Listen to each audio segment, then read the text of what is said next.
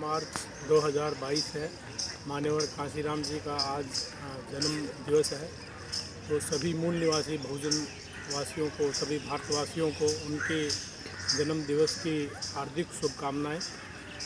मान्यवर कांशीराम जी एक वो व्यक्तित्व रहे हैं जिन्होंने भारत की राजनीति में आमूल चूल परिवर्तन किया है और इतना ज़बरदस्त परिवर्तन किया कि यहाँ की जो स्थायित्व वाली पार्टी है वो पार्टियाँ ख़त्म हो गई और उनकी जड़ें हिल गई।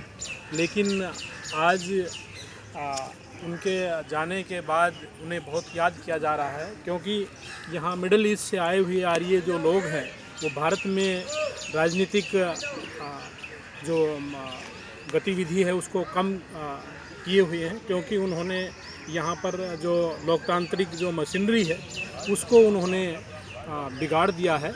और इसीलिए ये जो है आधार कार्ड के आधार पर और जो बैलेट के आधार पर चुनाव नहीं होने देना चाह रहे हैं। अभी 5 राज्यों के फ़िलहाल चुनाव हुए हैं जिनके अंदर मूल निवासी बहुजन समाज को शिकस्त दी गई है, उनको बुरी तरह से हराया है और ये टैंपरिंग और हेरा फेरी और चोरी करके हराया गया है।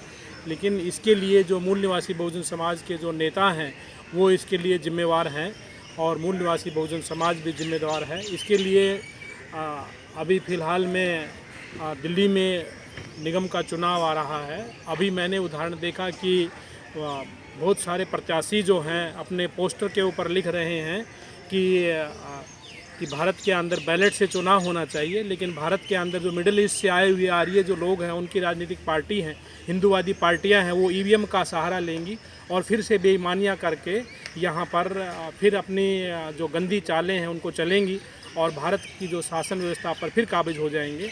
तो इसके लिए ज़रूरी है कि मूल निवासी बहुजन समाज के लोगों को बैलेट के लिए संघर्ष करना होगा और सभी पार्टियों को और सभी लोगों को इसके लिए आगे आना होगा और भारत में बैलेट से चुनाव कराना होगा। तभी भारत में दुनिया का जो सबसे बड़ा लोकतंत्र है वो बचेगा, भारत का संविधान बचेगा।